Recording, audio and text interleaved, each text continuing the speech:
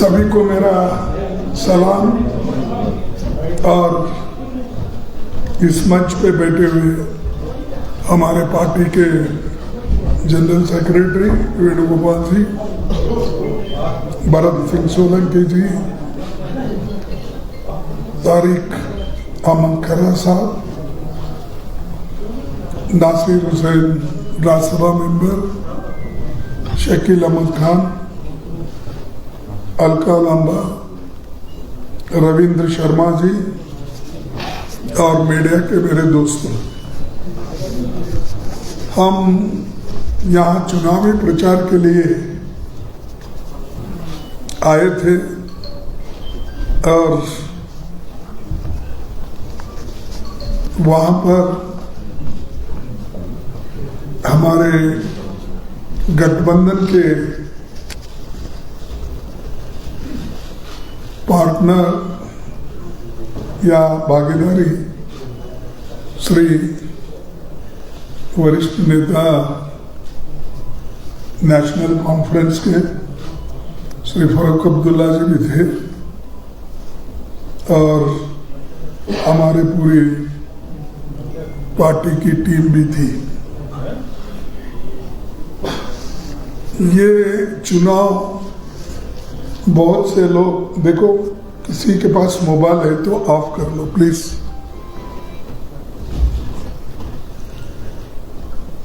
ये चुनाव लोग के समझते हैं ये तो फिर एक रियासत की या एक स्टेट की चुनाव है, इसका कोई बड़ा महत्व नहीं है, ऐसे लोगों का अंदाज रहता है। तो ऐसा नहीं है। ये चुनाव जितना पार्लियामेंट का चुनाव का महत्व था उतना ही महत्व इसका है, क्योंकि किसी राज्य को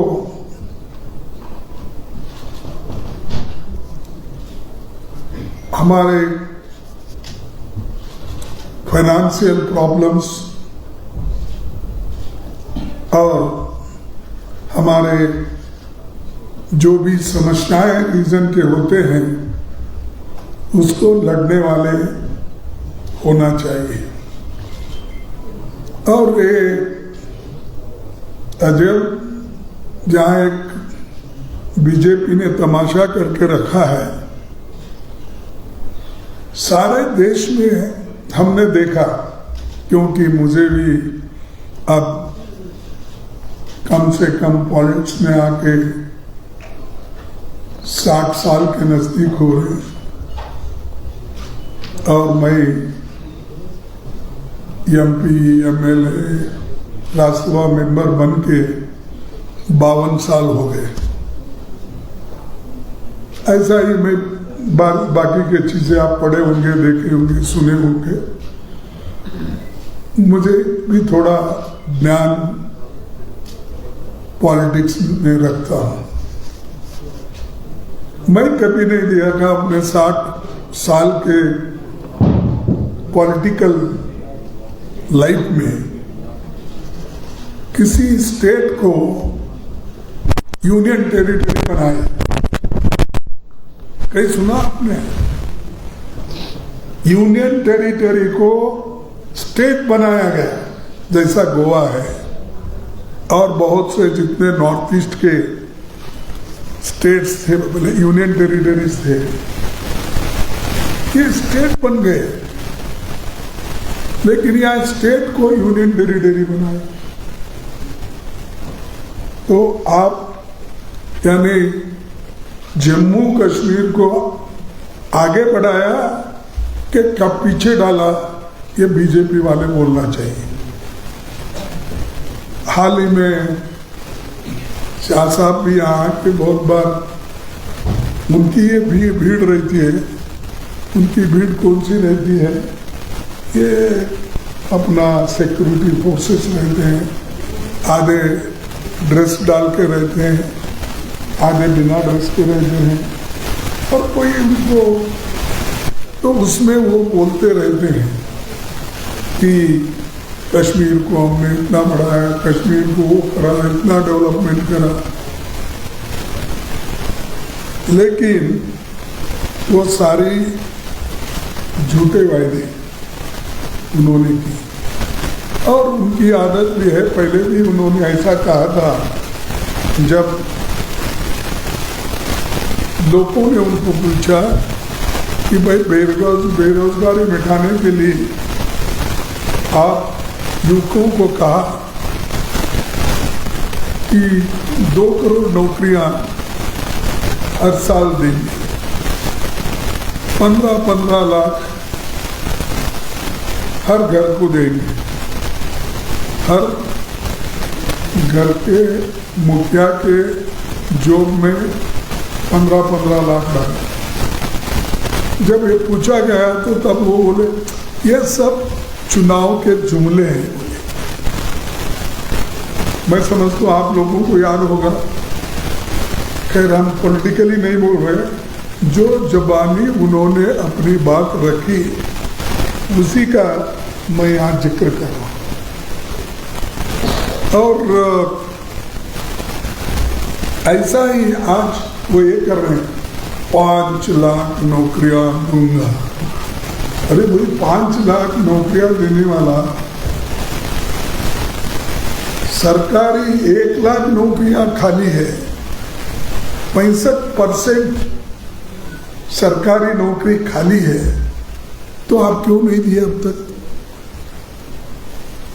चुनाव में जो जुमले बोल रहे हैं 5 लाख नौकरी का, मैं उनसे पूछता हूं, यहाँ के बीजेपी के नेता हो या शाह जी को, भाई आपका वायदा अब जो कर रहे हैं 5 लाख, तो सरकारी नौकरी 1 लाख खाली है, क्यों नहीं भर्ती करें?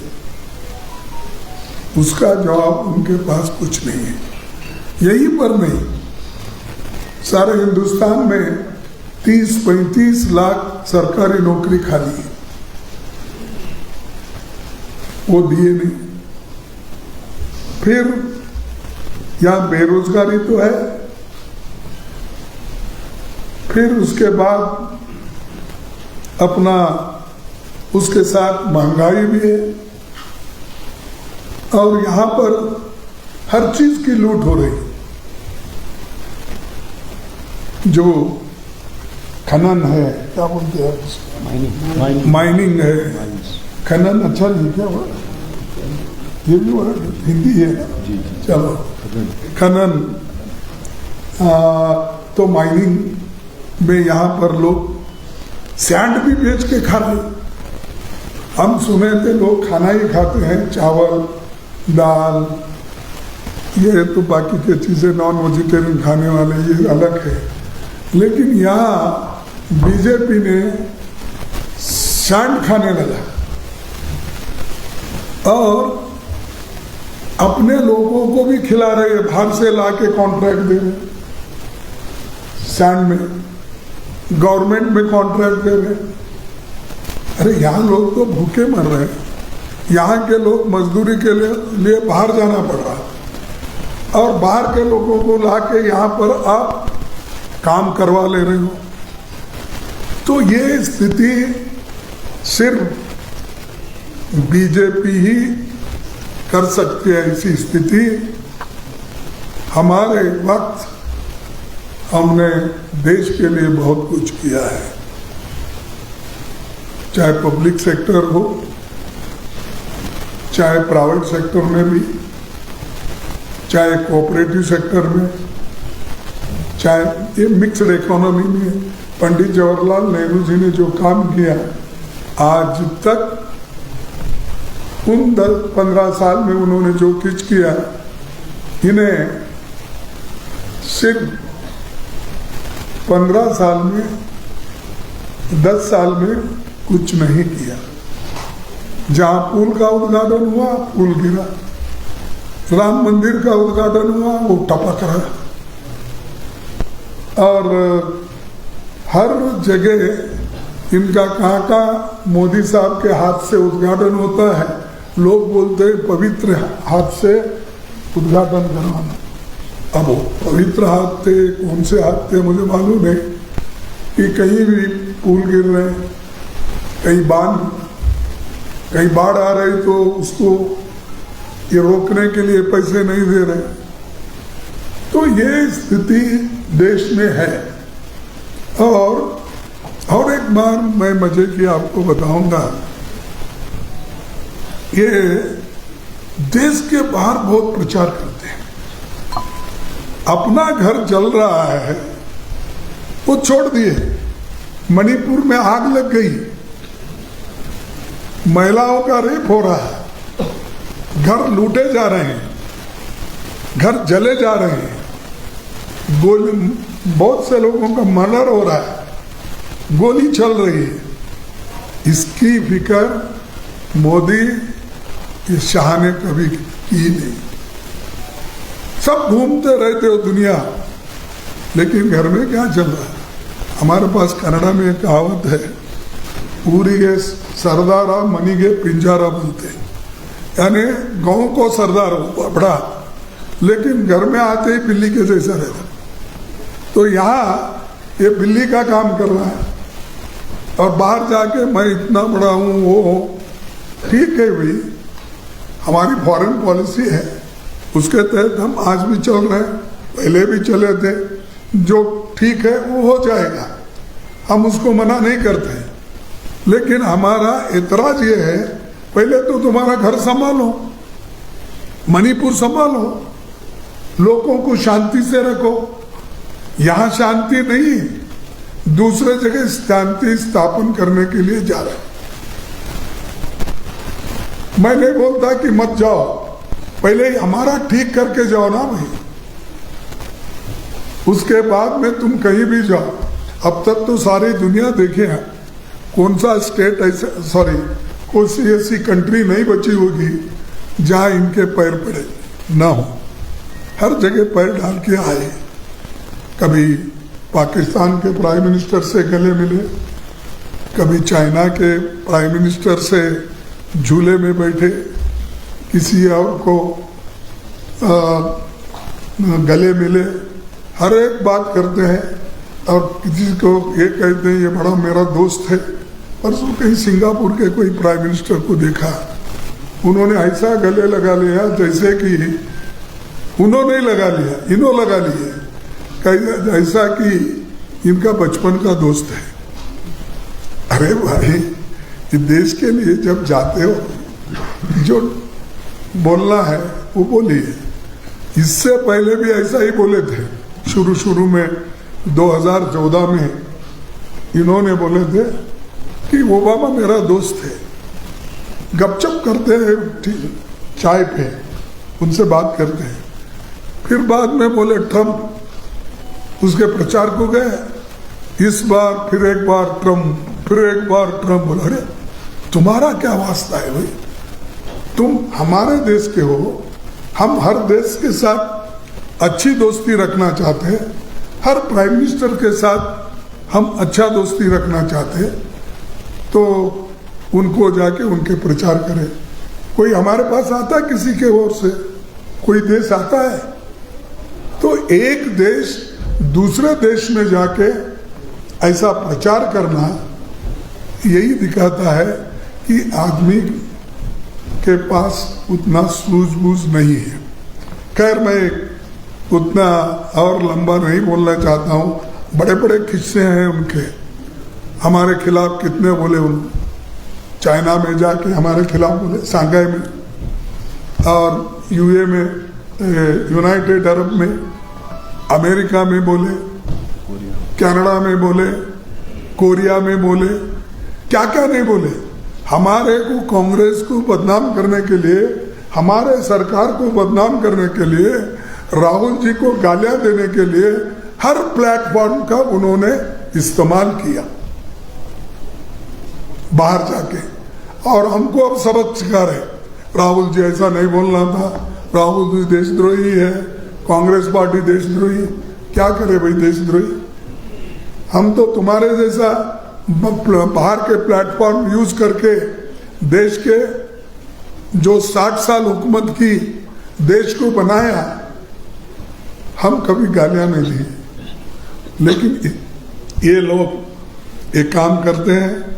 लेकिन यहाँ हम कांग्रेस पार्टी और नेशनल कॉन्फ्रेंस पार्टी दोनों मिलके लड़ रहे और दोनों एक होके जब लड़ाई करने के लिए तैयार हो गए, बीजेपी नर्वस हो गई है, घबरा गई है। इसीलिए वो किस तरह से इंडिया गठबंधन को तोड़ना, किस तरह से हमको अलग करना, और ये भी काम कर रहे हो कि प्राइवेट प्लेयर्स को ठहरा करके इंडिपेंडेंट कैंडिडेट को इनडायरेक्टली सपोर्ट करके हमारे जो गठबंधन है उसको डिफीट, हमारे उम्मीदवारों को डिफीट करने की कोशिश कर रहे हैं। नहीं तो कहां से पैसे इतने आते हैं जो बहुत से उम्मीदवार आज इंडिपेंडेंट ठहरे हैं? कौन बोल रहा है, उनके पीछे कौन है? तो इसीलिए ये मत कीजिए बीजेपी, अब कुछ चलता नहीं। तुम्हारी गवर्नमेंट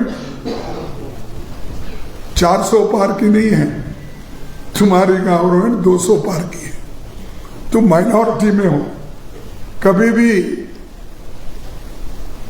नायडू तुम्हारे पैर खींच सकता है और अपने नीतीश कुमार वो तुम्हारा हाथ खींच सकता है।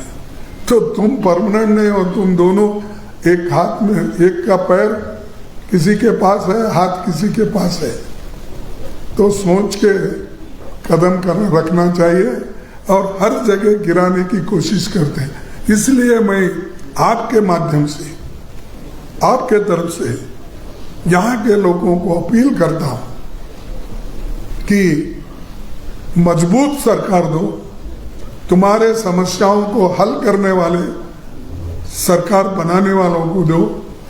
हम स्टेटहुड जरूर दिलाएंगे, उसके लिए आखिरी दम तक हम और हमारा गठबंधन लड़ेगा, इसमें कोई शक नहीं है। और स्टेटहुड ये इम्पोर्टेंट है। मैं उसीलिए पिछले का रेफरेंस दिया, इसलिए दिया ये स्टेटहुड इज इम्पोर्टेंट। हमारा जो भी संविधान अमेंडमेंट आता है उसको रेटिफाई करने के लिए स्टेट को भी भेजते हैं। 50% स्टेट शुड रेटिफाई, और आप यहां से जिसको भेजते हैं वो मेंबर राज्यसभा में भी जाता है। यानी यहाँ एमएलए अगर आपके ज्यादा है तो वो राज्यसभा में भी रहेगा। तो ये बड़ा महत्व का है। इसलिए मैं बोला कि आप यहां से सरकार को चुन के भेजो और भारी बहुमत पे भेजो। ठीक अगर आप जो बैलेंस पे करेंगे, ये बीजेपी वालों रातों रात खरीदी करके उसको सरकार खत्म करेंगे। ऐसा ही मेरे स्टेट में हुआ, कर्नाटक में एकदम 16 लोगों को खरीदे। महाराष्ट्र में ऐसा ही, आपको मालूम है कि सेना को तोड़ के उन्होंने सरकार बना ली वहां, वही एनसीपी को तोड़े और अपने शरद पवार पार्टी को तोड़े। तोड़फोड़ सरकार है ये सरकार जो है, तोड़ो फोड़ो, किसी हालत से हुकूमत करो।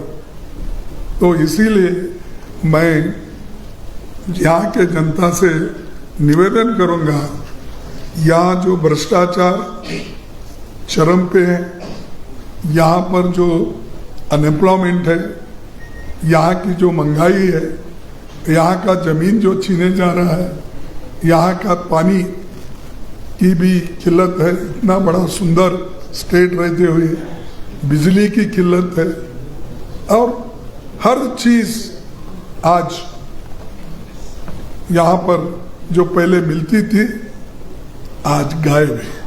तो इसीलिए हमारी सरकार आएगी तो हम जो कमियां मैंने बताया उन कमियों को दूर करने के लिए और उद्योग धंधे ठीक करने के लिए हम आपको अधिकार दिलाएंगे, कोशिश करेंगे। और ये नौकरियां हो, ज़मीन की अधिकार हो और जम्मू कश्मीर में जो स्टेट का दर्जा होना वो हो, हम सभी लोग मिल के लड़ेंगे और ये लोगों को दिला के हम रहेंगे। और इसके अलावा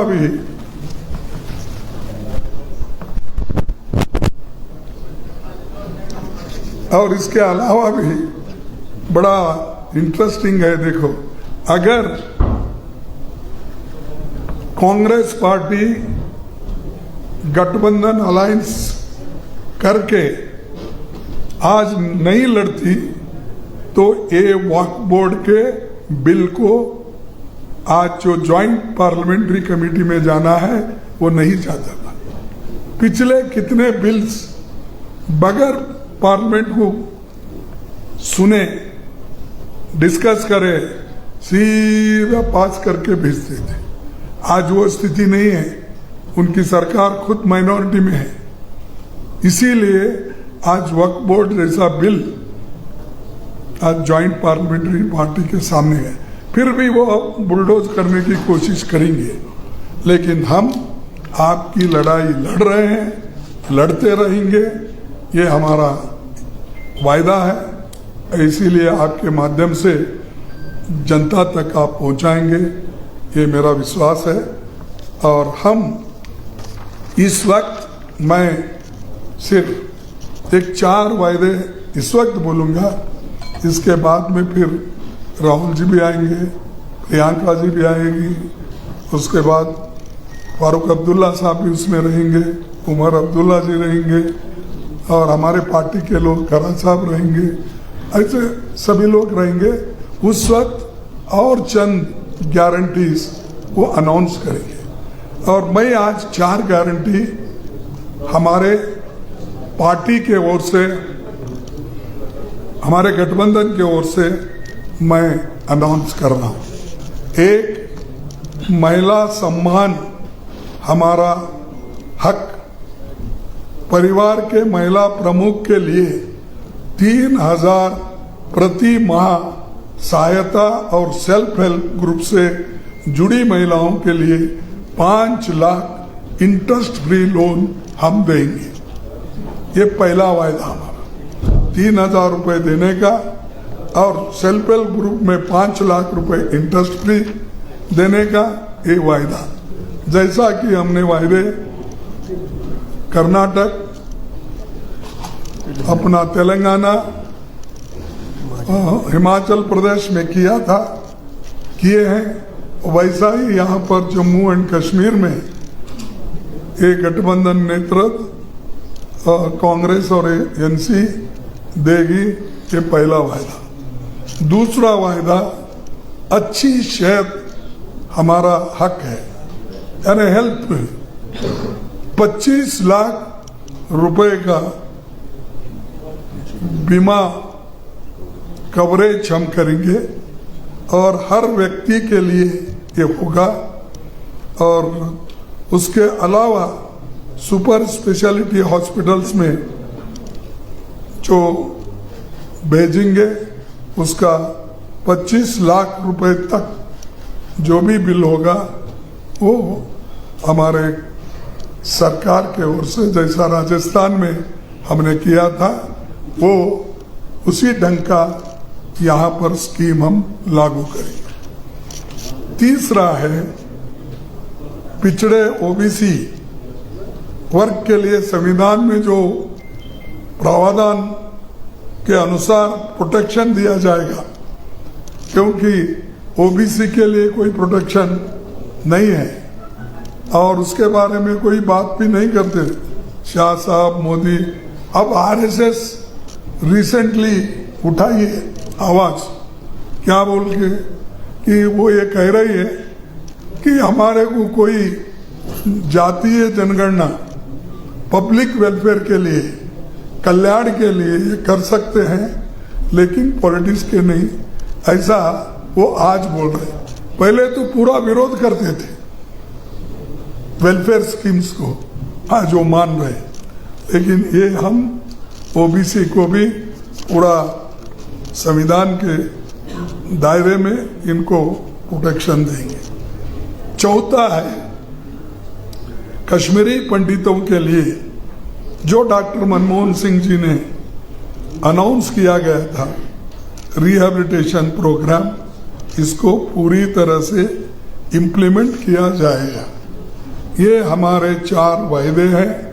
इसके अलावा जो नए स्कीम बिजली का हो, दूसरा हो, ये सब फिर हमारे लोग तैयार करके स्टेप बाय स्टेप इस चुनाव में एक एक करके हमारे गारंटीज आएंगे और हमारा जो मैनिफेस्टो उसमें पूरा एक उतार देंगे। तो बस मैं आपसे इतना ही कहना चाहता था, इसलिए ये कह दिया। आपसे मैं इजाज़त लेता हूँ।